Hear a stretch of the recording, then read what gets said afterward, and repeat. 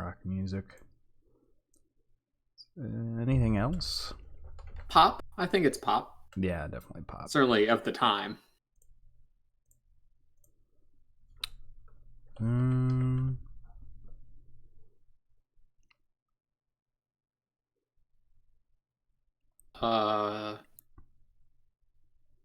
Piano? Is that a Let me is look. that a tag? Piano. I typed in piano, and I got campaign planning, Okay. scale modeling, Okay. plants. Okay. I'm not sure if any of those apply. I'm not sure why. Like, at least the other two have P's in them. You know? I guess. Hey, look, Twitch isn't here to make sense. It's here to stream. I guess. So what have you been up to this weekend, Coop? Oh, well, I went for a nice 5-mile run this morning. Wow. Down by the old fish hatchery. It was a beautiful day for running. So did that. Then I read a little bit. Then I made some food for the week. Nice. Pretty low key day overall. How about yourself? I just been playing Factorio, and I finished watching All the Lord of the Rings movies. Yeah. The dream. So now that you've re-seen them, any changes in opinion since the last time you've seen them? No. Just that I'm upset that it wasn't the extended edition.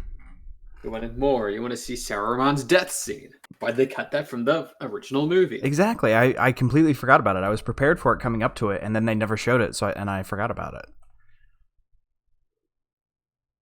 All the scenes to cut. And it's like kind of an important one. Yeah.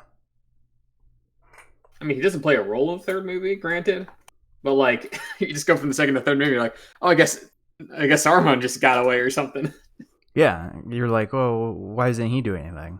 It's like one of the two big bad guys in the movies. Yeah. Didn't realize he got the wheel. Got stabbed. And Wormtongue. Oh. But yeah, that's all I've been doing. The Lord of the Rings. Hey, well, there's worse movies to be watching Lord of the Rings. Mm-hmm. And I finished. I was like, oh, what now? Well, I didn't think I'd get this far. I mean, I knew I would get this far, but it's like, well... Well, you can watch the Hobbit movies now. They've got extended editions, too. Yeah... I don't know. I saw the first one, and I wasn't the biggest fan of it. It was just alright. I think the second one's a little better than the first one. How's the third? Not good. I take it. It has some good parts. You know, I might, just because I really love, what's his face? Bilbo Baggins? Well, yeah, Martin I like Freeman? the Bilbo Baggins character, but also the guy that plays him. Martin Freeman? Yeah, Martin Freeman's a cool... Oh, yeah, he's great in all three movies. He's the best part in all the movies. Yeah, I mean, that was the only part I really liked about the first one was he is a good...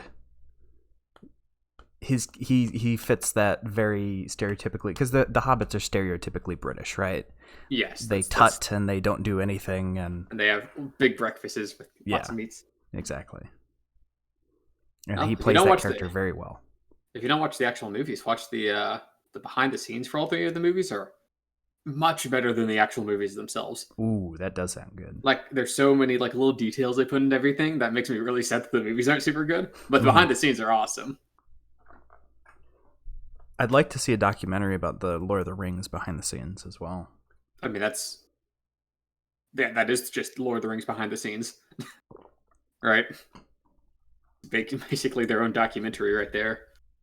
Yeah. But I won't have as much time because the week is beginning again. Well, it's a 3-day weekend next weekend. True.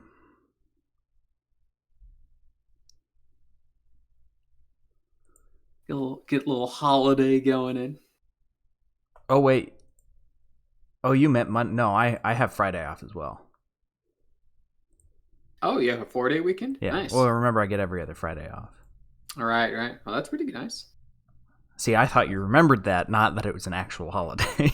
No, there's a holiday. I remember now. All But right. I'm probably going to go sit in the woods for that. Sit in the woods. Yeah. Are you going off with family? Yeah. It's a family reunion, but I don't plan to be getting close to anybody. Family arm's length reunion. Further than that, sitting on opposite sides of a fire. Hey, at least there's a fire. Yeah. But it'll be nice to be in the woods. And I don't think too many people are going to be coming anyway. Yeah. Usually we have a woodsy getaway as well, but doesn't look like it's going to be happening this year. Unfortunately. Given all the... What? I was going to ask, why is that? Well, because we usually go with my cousins. Oh, right. Some extended family. And, they're all going to college. A lot of them are going to college, which is one thing. But then my aunt, she works with the elderly. And then my sister-in-law, she works, she's a doctor. Right. Who works with mostly immunodeficient people. And then they went scattered. So we're just like, it's not worth a hat. Like, half the people can't be there anyways. So we'll just cancel it for this year. We've done it every Labor Day for the last 20 years, so kind of a shame, but yeah, that's kind of like this. We've been doing it for as long as I can remember. I mean, I guess if there's a year for it not to happen, it'd be this one. Yeah, but I mean, it's just going to be with I'll be staying with my parents, who I've already been exposed to anyway, and they're in my bubble. They're really the only people I ever see, and they don't. My dad's been teleworking since the beginning of this whole thing. They don't go out because he works in a hospital, Right? So they're just like, yeah, if you're not a doctor, you're not coming risk in. Exposure. Yeah, and that's a fair enough assessment, I'd say. And he had to go get a test done. Oh, he had to go to a checkup, so he got a test done anyway, because they didn't want him bringing it in. But it's like he hasn't left the house, so he, of course, it came back negative for him. But my sister's not coming, which is good because she is going to college. Yeah, no. And Bloomington's already had some cases, I know. Yeah. So. Well. At the very least, I don't have to travel all the way to Ohio. Yeah, that's good. So it cuts down on some travel time for me. Yeah, that's a bit of a drive for you. I'd probably fly. I mean, How long would it be if you were to drive? A drive? Yeah. I mean, depending on where exactly we end up, it could be 10 to 12 hours one way. Oh. So that'd be at least 24 hours of driving over the course of a weekend, which is a lot. Yeah. I've done it, but I don't want to. I think one of my friends drove from Houston to West Lafayette. Jeez. It's got to be a 16-hour drive? Yeah, it was about 16 hours. So he did that drive, and when he got tired, he just pulled into a Walmart or some parking lot and slept. And then he woke up and kept driving. He didn't go to a motel or a Airbnb? Well, he's a college student. He doesn't have the money. Although he is in... The reason his stuff was all in Houston was because he was interning for NASA. Did they not pay their interns? Yeah, but it's the kind of thing. It's I'll just sleep in my car. So he's a little bit of a cheap ass. No, not really. But you got to take into... Cooper, would you go stay in a random hotel right now? Oh, was it during COVID? Yes, this was a couple weeks ago. Oh, okay. That's more understandable. Yeah. That's why. All right. Well, let's get this show on the road, you think? Let's jump into it. So, welcome back, everyone, to the Audio Shop podcast. This week, we are talking about Goodbye Yellow Brick Road by Elton John. And I should probably put part 1. Ooh. Because we actually split this up into a 2-parter because we've been spoiled by 30-minute albums for so long that we decided to split this one up into a 30-minute listening segment. This one's pretty chunky. That was Cooper's call, not mine. Yeah, well, I thought it was either we did it all at once and kind of rushed it, or we take a little bit of time, because this one's about not 100 minutes. That'd be very long. Yes, it's an hour and 16 minutes. Mm-hmm. So that's pretty. That's a double LP right there. So I figure we'll do one LP today, and then another LP later. Admit it, Cooper, you've been spoiled by the Jeff Lynne, where everything he makes is 35 minutes or less. Every song is 3 minutes and 10 seconds. Yep. It's a 34-minute album. And it extends across every band he's been in. Well, that's not true. ELO has some long songs. Yeah, that's a late. Yeah, no, John Lennon certainly does, or Elton John certainly doesn't hold back on this LP. Yeah. No. It's quite good. So let's hop on in then to I gotta shit. You want to? You got to do history first. Yeah, right? Well, let me give a little background. Let's not go right into it. Sorry. What if someone doesn't know who Elton John is? Who is Elton John? Yeah, maybe they didn't watch Maybe they didn't watch Rocket Man, which is a good movie. I recommend it. So yeah, this is we're listening to "Goodbye Yellow Brick Road" by Sir Elton Hercules John. Why is his middle name Hercules? Well, that's not his legal name, or it is his legal name. His birth name was Reginald Kenneth Dwight, so he legally changed it to Hercules. To Elton Hercules John. But why?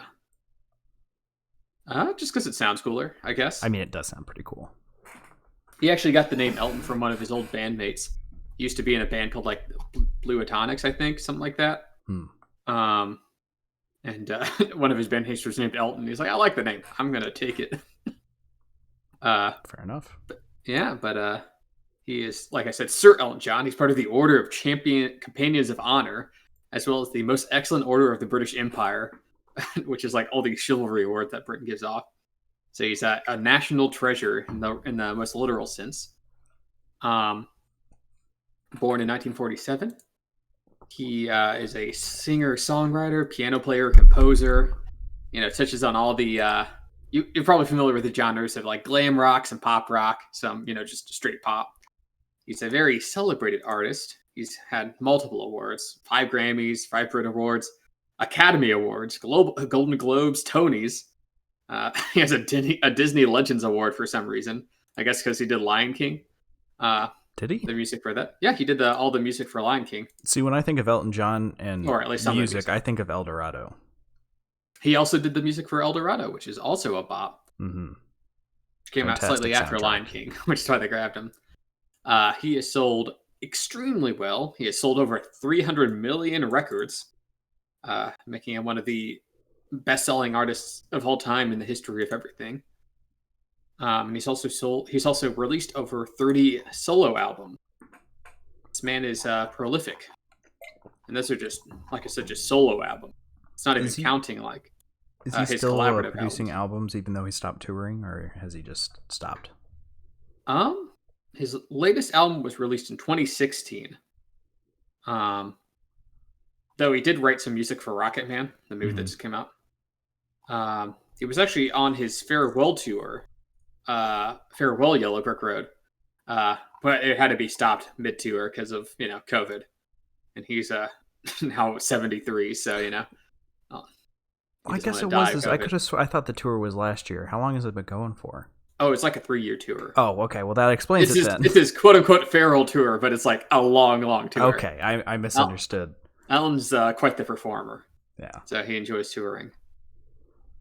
Yeah, and then beyond that, just to give a little background on Goodbye Yellow Brick Road, this is his 7th studio album. Like I said, pretty prolific. He only started releasing solo albums in 1969. And this released in 1973, so this is his 7th album, and after 4 years of making albums.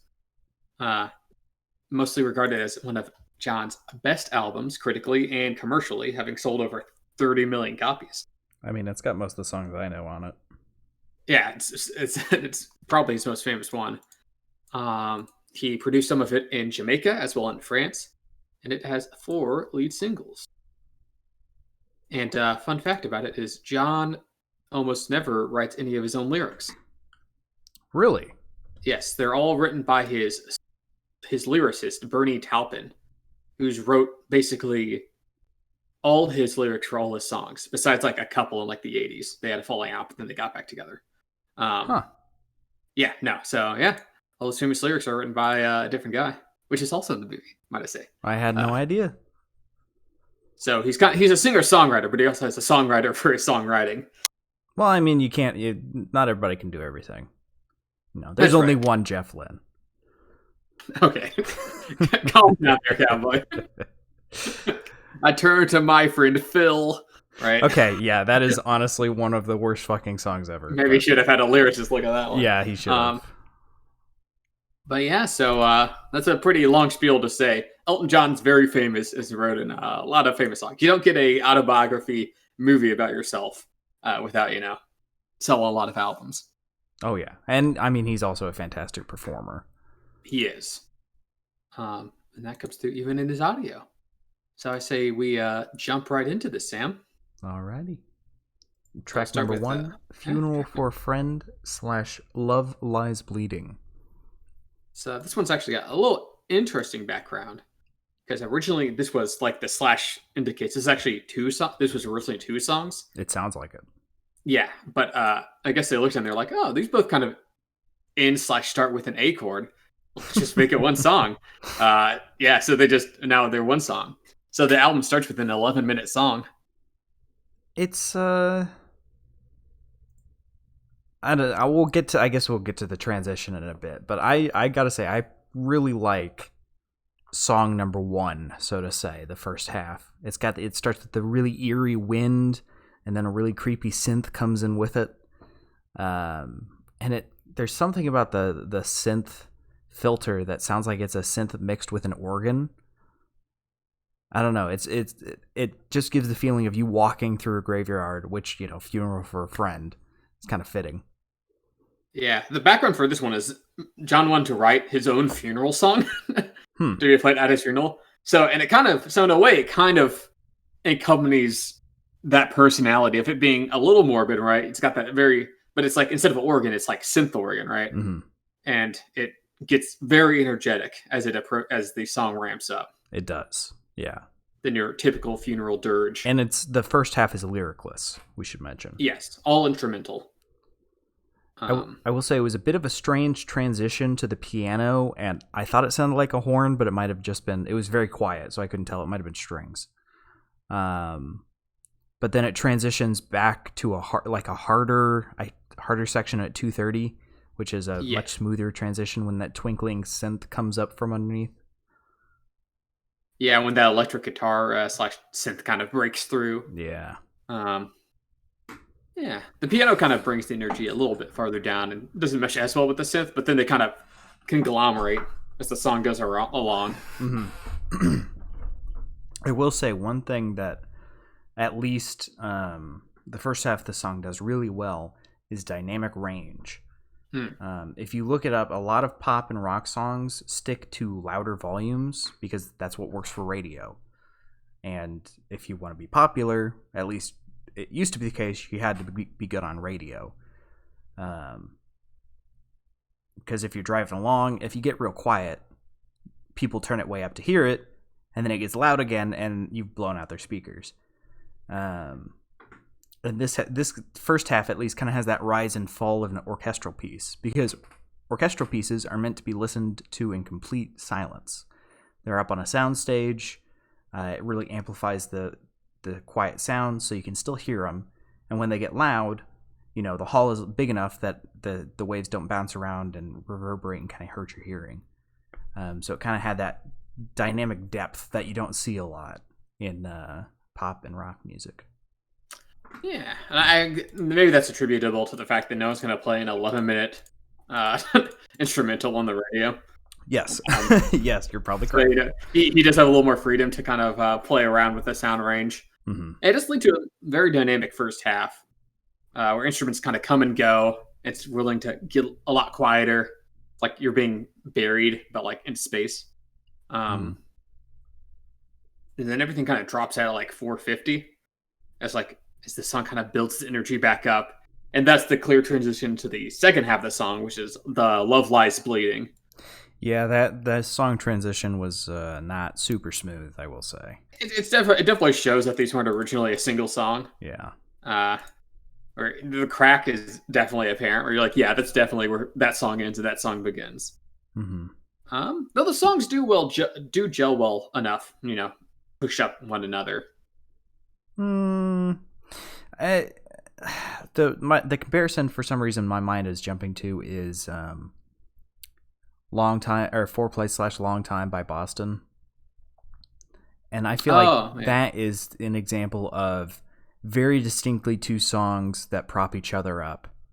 But this one, I don't know. This one just doesn't have that feeling for me. I feel like they should have probably been separate songs. Yeah, I can see that. I'm not sure. I think I agree with like they work fine being paired together, but they don't really like nothing's really added for them being like a double song. Yeah, right. Agree. You could just make them two songs and then it'd just be fine. That's nothing like super egregious either, I suppose. No, I mean it works fine. Yeah, and then of course John Lennon. I keep calling him John Lennon. Elton John's just the names. I don't know why. They keep his very distinctive vocals break in about the 5-minute mark, and it switches over to I'd say a more stereotypical Elton John song. Mm-hmm. Yeah, and I don't know. It's I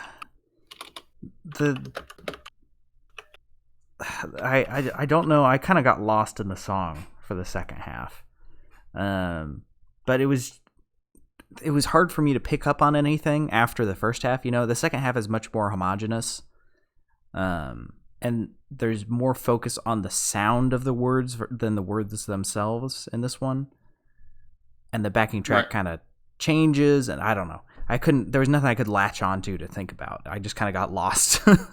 Lost in the sauce. Exactly.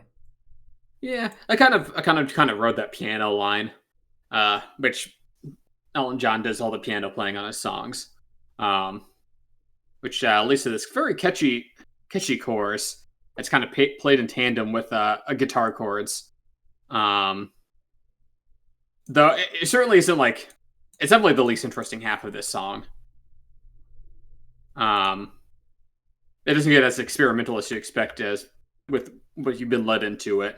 Just kind of more of a classic rock song. Yeah. Yeah, it's very Elton John. It is to the nth degree. Mm-hmm. Though it does have like a little dip at like the 8-minute point where like it kind of drops out to like this soft piano and like some kind of fluty soft keyboard comes in underneath. Mm-hmm. Yeah, it's a lot of mixing of, well, this is the album in a whole, but a lot of mixing of styles, and acoustic and electric. And then there's also like a nice like a guitar solo at like the 10-minute mark as well. It's a very indulgent song, especially the second half, which I guess is kind of the point. Elton John's a bit of an indulgent man, so he is very, very much so. Yeah, that's the album opener. Jump into track number 2 then, if you're ready, Coop. Yes, track number 2. Candle in the Wind. Candle in the Wind, which is the first single from this album. Or in the album. And it's a piano ballad. Takes the energy down a little bit more. Yeah, quite a bit more. And it's I had heard this, I'd listened to the song quite a bit, right? But it was only when I started listening to it for this that I realized the song was about Marilyn Monroe. Yeah. Which feels a bit weird to me. I mean, she had died like 10 years before this album came out or something. Also, he was mentioned. After I realized that, I started paying a bit more attention to the lyrics, and he mentioned several times how he was a child when she was, popular, and I'm like, why are you singing about her then? I guess it's just like the fact that he just saw her as like an influence. Yeah. Or as like, it's kind of a shame that she passed away before he could really appreciate her. Was kind of the vibe I got from her or got from it. He also there's 2 versions of the song. Fun fact. He re-released another version in like the 90s, but with the lyrics were written for Princess Diana after she died. That makes sense. Yeah. But yeah, it's kind of a softer piano ballad where he kind of, laments Marilyn Monroe's short life. Mm-hmm. I mean, I don't really know her story. How old was she when She was only like I want to say like in her 30s, maybe not even that. Yeah, 36. So that's pretty young. I guess that is pretty young. Yeah, I didn't realize. I'll have to dock some points. If you're gonna talk about a historical death of a figure, you got to make the song at least 17 minutes long minimum. Okay, right? We're not murdering most foulness. But I don't know. This was the one that made me notice the really strong bass. He consistently uses really strong bass in all of his songs, and this is the first one where I noticed it. It works as a really good backbone because this is kind of a simpler song. Yeah, Elton doesn't shy away from the bass on this album at all. Usually isn't overpowering. There's one case in the later where I think it is a little bit, but here I think it works as just to kind of carry everything along because it's mostly just piano with some like accompanying acoustic and like very not minimal but a little bit of drumming in the background. Yeah, I will say I do like the electric, the grand piano with electric and acoustic guitar. That's a really good mix on this one. Kind of eclectic. Eclectic. Yeah, no. That's probably not the right word to use there. Let's look up what that means, shall we? Doesn't that mean like kind of random or disparate? Oh, I used it correctly. Deriving ideas, style, or taste from a broad and diverse range of sources. Well, there you go. So that was the perfect word. Perfect. Your little a word of the day calendar right there. Hey, don't be giving away my secrets. Yeah, but nice little ditty. Yeah, good little ditty. And I guess we could just move on to track number 3, Benny and the Jets, which I would wager to say is one of Elton John's most famous songs. I would wager that you were probably correct. I mean, just judging by the Spotify plays, it's been played over 200 million times. I believe it. So pretty popular, and I think for good reason. I like the version on this album where it's kind of done in front of a live audience, so you get like clapping and like some cheering in the background. Yeah, I've never heard another version. This is one of the few, because there's a couple of songs that the only version you ever hear is the live version. And Benny and the Jets is, I mean, this is on the actual album, so This is the album version of the song with the cheering. But I think it adds to like the energy of the song, which already has a lot just from that very iconic chord line and the piano in the background. Mm-hmm. Yeah, it's fantastic. I will say, I noticed, not just singing along with it in the car, it's kind of repetitive, and there's not a whole lot going on once you get into the second half of the song. It's just him shouting Benny, and then a bunch of synth going on. Yeah, but it's like so fun that it kind of rolls off of you. Such a good song. And plus, he has that like piano solo at like 2:30, where like and then his like falsetto vocals come in. Mm-hmm. It's got a just very a fun easy song. going vibe. Yeah, I just think it's neat. It has dual audio though. So in one ear there's a synth, and the other ear there's a separate synth. But it actually works for this song because they're similar powers. One's a bit higher, one's a bit lower, but they're both very round and soft, so they balance each other out. And their call and response is very quick. It's da da da, and then it flips back and forth, and then they do a duet. So it's never in one ear for too long. It's constantly jumping back and forth or in both. So that kind of balances itself out. Oh yeah. It's very balanced. Mm-hmm. Even though it's quote unquote live, right? Yeah. Like the cheering never gets annoying, and like the clapping along kind of adds to just like kind of the novelty of it. Yeah. It kind of feels like you're there with the audience, and yeah, it's very, very. It's just a fun song. I think it's just catchy as hell. I can see why it's been so popular. Mm-hmm. That's all. And it was also one of the singles. I think you could probably imagine. Yes. And I was looking because I was wondering if it was actually recorded live or if it was like live in quotations where that's just the style of the song. And I was reading that Elton John actually didn't think the song was good. Really? Yeah. And he thought it would fail. And then it turned out to be one of his most popular songs ever. Oh, there you go. I guess artists don't always know their own art. Yeah. I mean, to be fair, compared to his other lyrics, this one is pretty simple. Yeah, but the simpleness kind of adds to its like catchability, right? It's built out Benny. Jump into track number 4 if you're ready, Coop. Yeah, track number 4. Goodbye Yellow Brick Road. The titular song. The third single on the album. And we've had a couple albums where the titular song is pretty so-so, right? Mm-hmm. But I say this one does not disappoint. It is pretty good.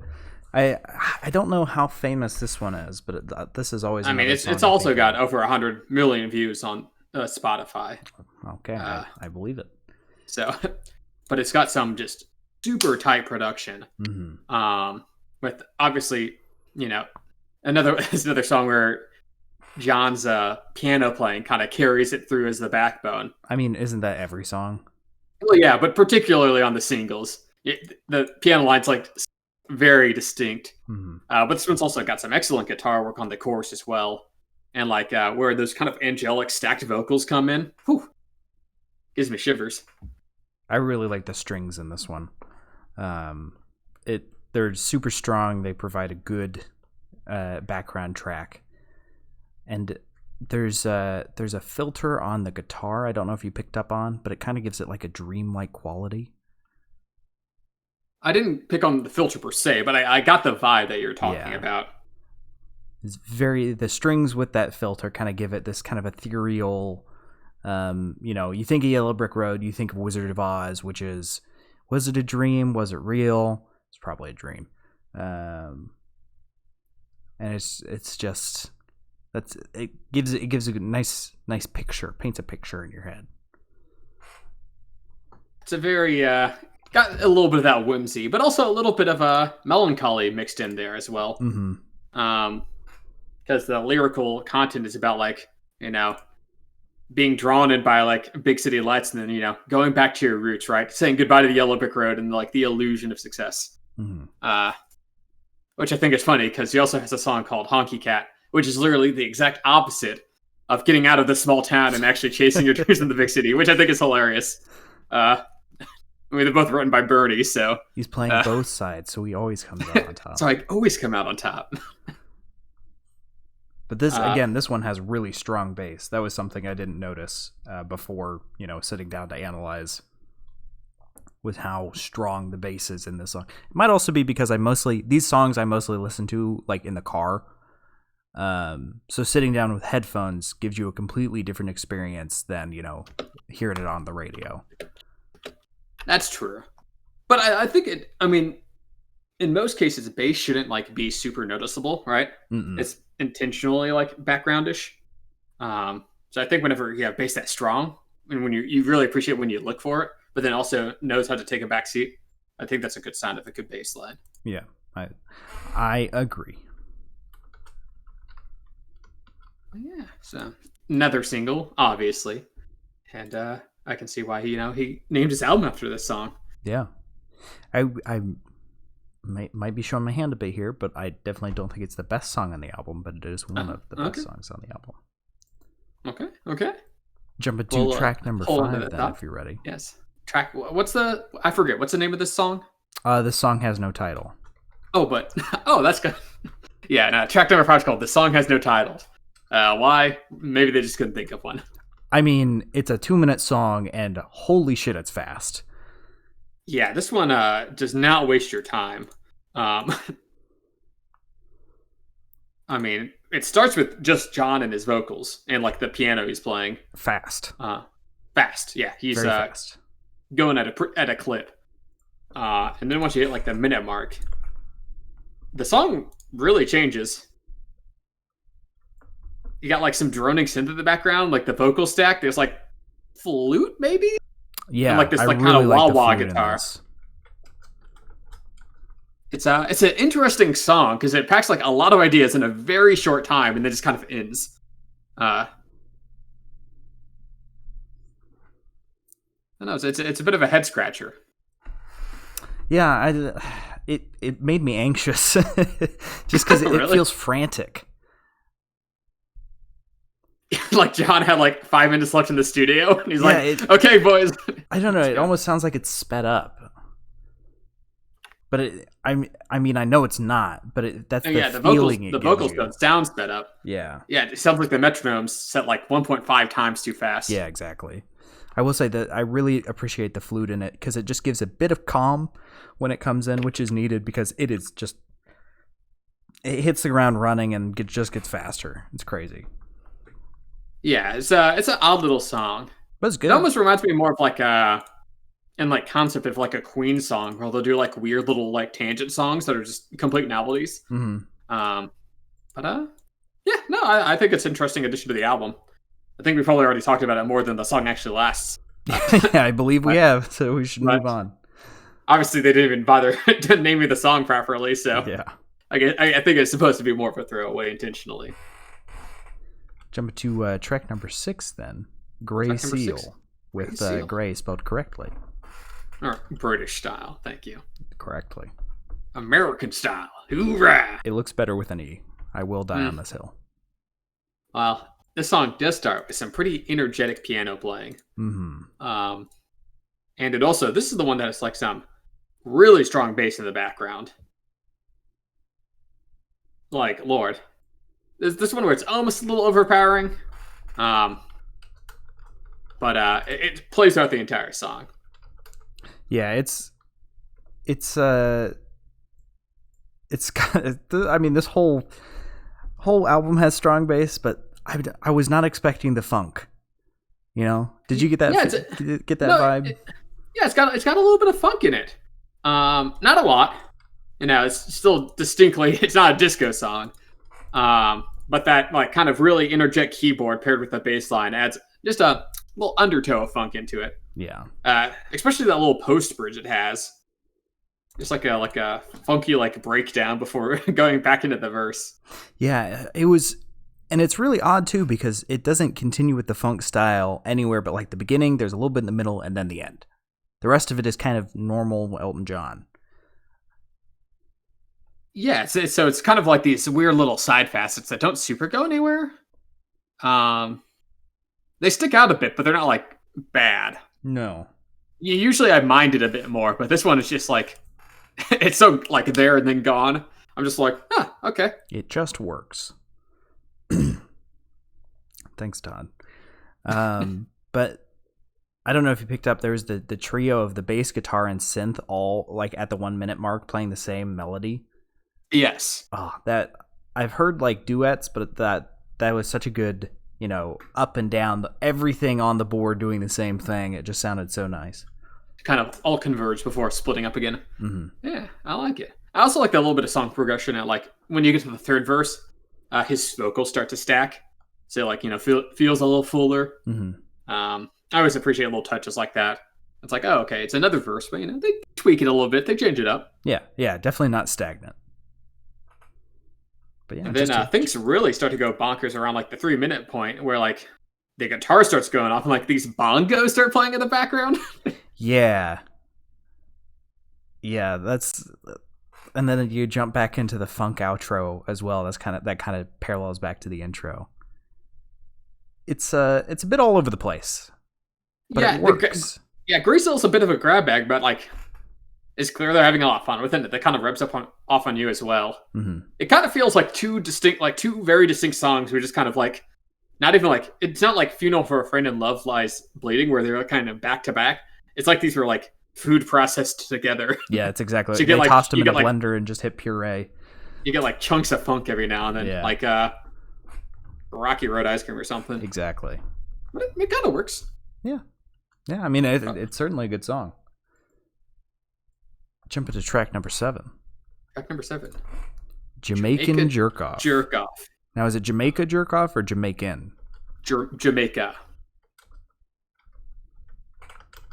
It's Jamaica Jerk Off. And as the song title might allude to, this one has a bit of an kind of a beach island sound to it. Yeah, from the beginning of the song, he's like on the edge of doing a Jamaican accent. Yeah, it's like at points you're like, was I imagining that? But then he'll say something, you're like, okay, he definitely didn't sound like that on all the other songs. Yeah, it's like, are you trying to do that, or is that just happening? And that always I'm always pretty iffy about that. Yeah. Because it's like borders on like distasteful. Yeah. He never like fully commits to it. This isn't like a Drake song. No. But like it's like it's like you're definitely not Jamaican, Elton John. No. I've seen your picture. Absolutely not. Your name's Dwight. I will also say this one has a pretty egregious audio thing going on. So there's a synth between the ears that is not balanced. It's not like Benny and the Jets, where there's a high one and a low one, and they're both kind of at the same volume and frequency. There is a very sharp one, and then a really, really like bass dark one. So it is not balanced whatsoever. Yeah, it kind of looks like you'd expect it like a kind of islandish song to be a lot lighter. Mm-hmm. But that kind of unevenness kind of adds like a weight to it. That's like a little off-putting, at least for me. Yeah, and especially bad is with the really sharp synth, the sharp high synth. They put the hi-hats in that ear and nothing in the other one. So it's everything bright is in one ear, and then there's nothing on the other side. And then, of course, I guess we can't get away without talking about the. Besides the accent, there's like also like these constant like after there's like a breakdown like the 2-minute mark for like the rest of the song. There's like two dudes like in either ear shouting. Just I'm guessing Jamaican. It's kind of hard to understand what they're saying, but they just keep talking. Yeah, and it's like over the instrumental breakdown. And it's weird because it's like there's not enough people. I understood if you were trying to give the feeling at like maybe you're playing at a bar on the beach or something like that, but it's just two guys. Yeah, it's odd. It just like to me it just seemed like he wanted some Jamaican people in the song. But like they're like it's like they're recording and like they're Jamaican people in the other room just like having a loud conversation. Yeah. It's distracting. I mean, I guess if there's like a tiny little segment of the song, that'd be fine. But it's like the entire back half of the song just has them in the background for some reason. Or, just push them a bit further back in the mix and then have more people and treat it like you're playing a concert, right? Yeah, he kind of has one foot in the door and one foot out. Yeah, he wants the best of both, and he ends up with the worst of both. Yeah, so overall, this song's a little off-putting in multiple ways. A little not very good, so to say.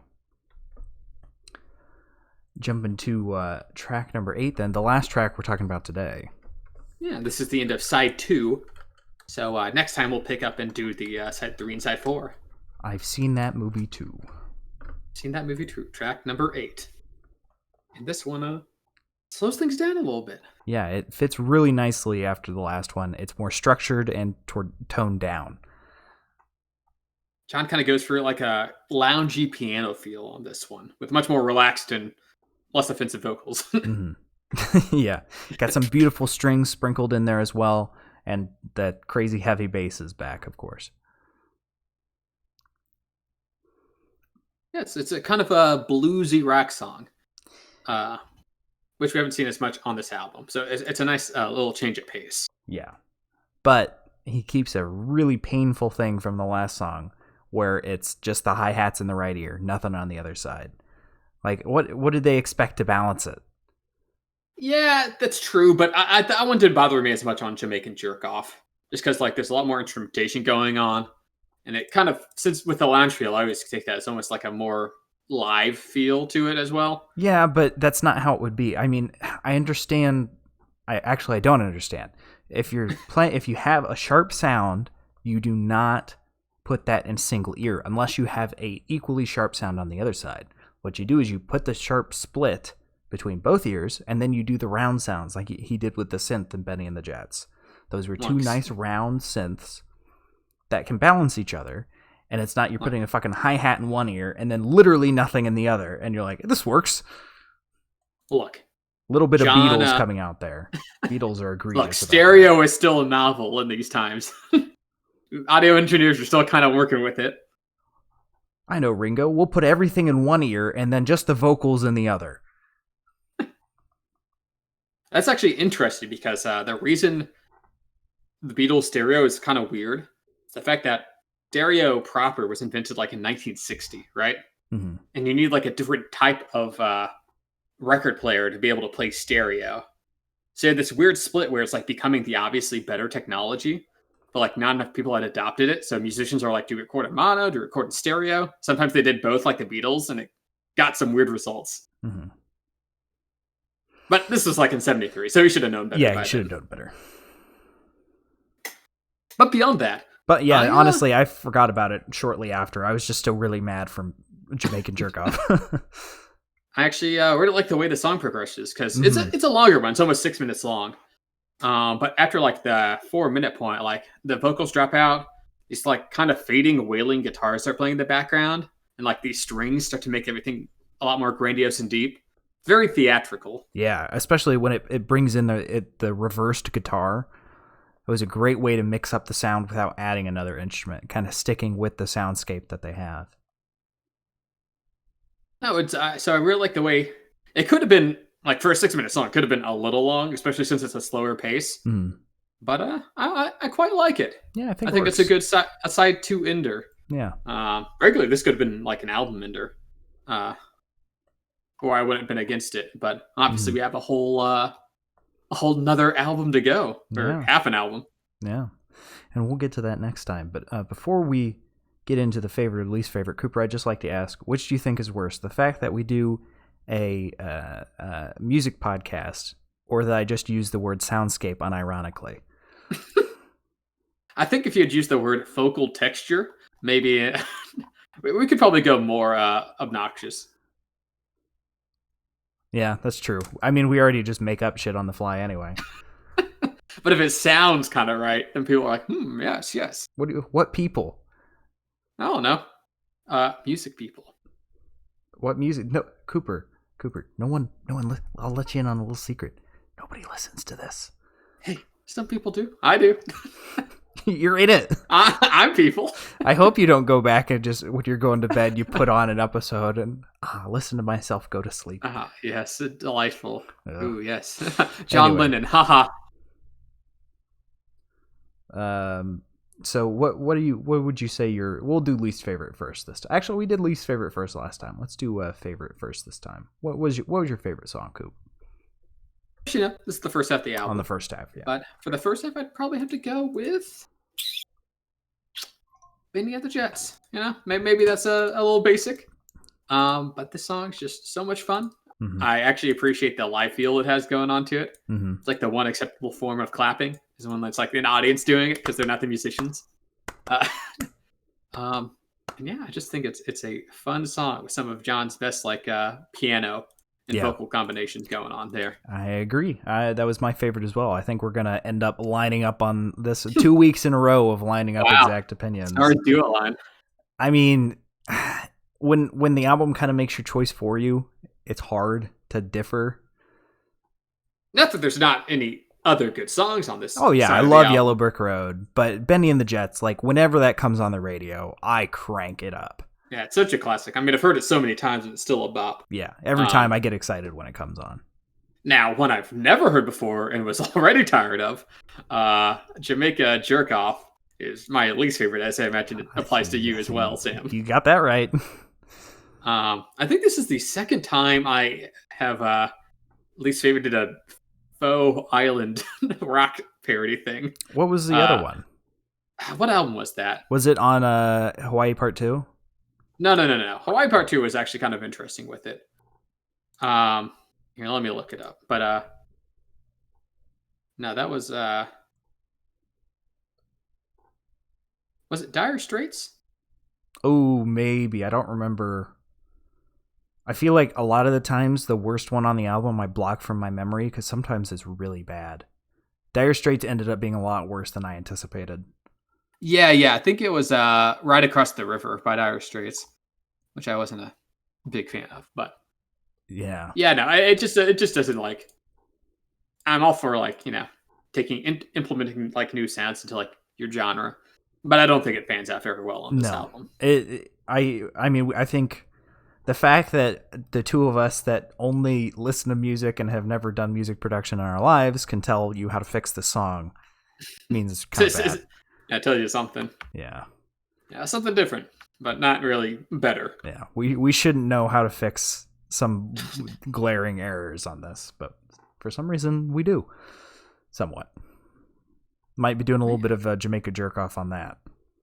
Oh. But yeah, that's my least favorite as well. Especially that's the synth with the hi-hat, the sharp synth with the hi-hat kind of just kills it. That I focused on that way too much.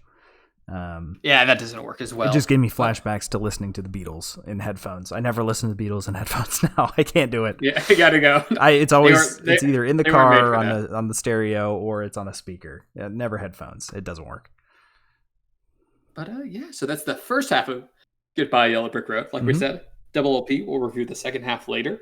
Yes. And then we'll give a proper rating then, of course. We will.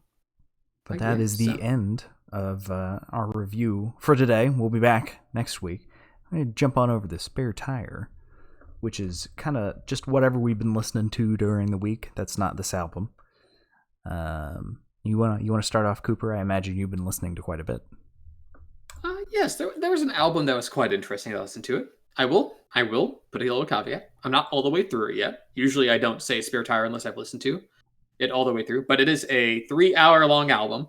And I'm like 2 hours in, so I think I can start to form an opinion on it. It's called The Consuming Flame, Open Exercises in Group Form, by electronic artist Matmos. I don't think I can recommend this album, but it's a very interesting list. It's less like music and more like a soundscape, kind of experience. I think like Revolution Number 9, but like less annoying. But yeah, it's like a kind of interesting, like straddling the line between kind of like abstract sound and like actual like music. It's a very interesting listen. Though, given that it's like a very particular subgenre of electronica, with it being like 3 hours long, I'm not sure if I could recommend it to anyone. But hey, I guess if that's your bag, check it out. Yeah, and I've been listening to more Traveling Wilburys. I've been listening to more Armchair Theater, which is Jeff Lynne's solo album. And I listened to Out of the Blue again. The ELO album. Because it still actually just as good. Yeah, I didn't get it all the way through because it's a very long album and my car ride is only 35 minutes. And on the way home, I called my parents. So hands-free, don't worry. I had it over the car speaker. But I feel like I stopped. Out of the Blue is, the classic. If you had to pick an ELO album that almost anyone would like, it's that one. Yes. But I used to use it when I would run on campus in college, which meant I listened to it almost every night. Wow. Wait, you only listen to Out of the Blue? Yeah. Well, Turn to Stone's got this nice fade in that's like the perfect start to a run. which is the first song on the album. But yeah, it was just like my running music, right? It gave me a good pace.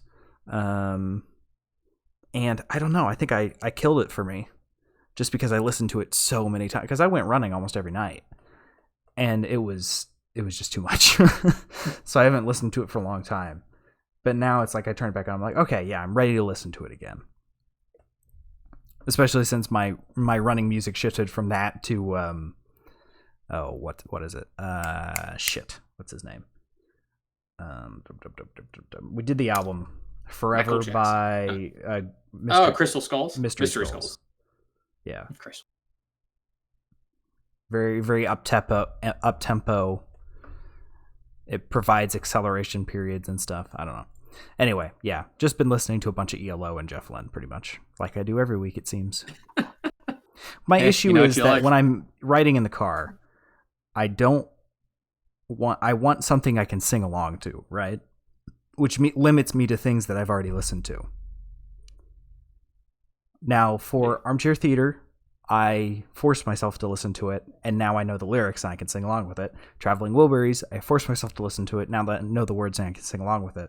So there's been 2 new albums added to that repertoire recently, but I'll be hard pressed to find a new one again, I think.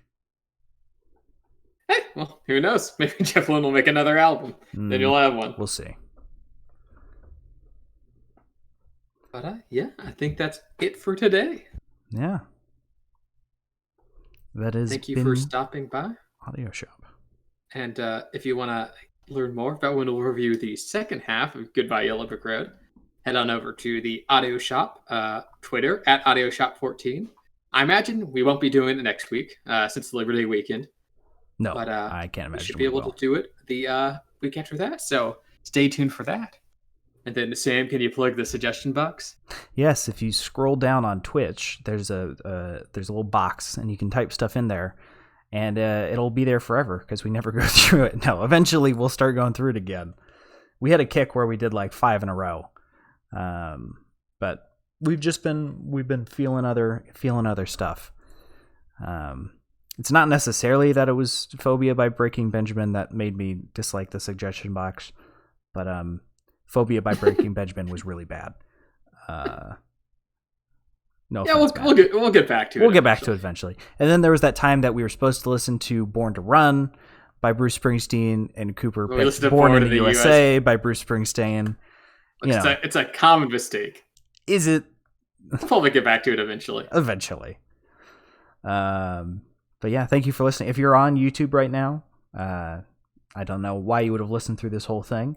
But if you did and you like it, hop over to our Twitch. It's in the description. You can listen to us live Sundays at 8 p.m.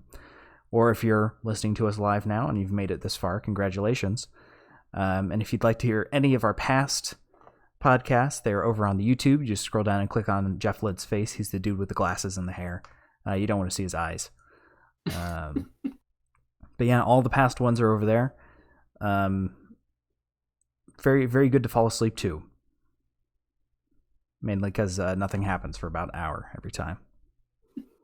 Very relaxing.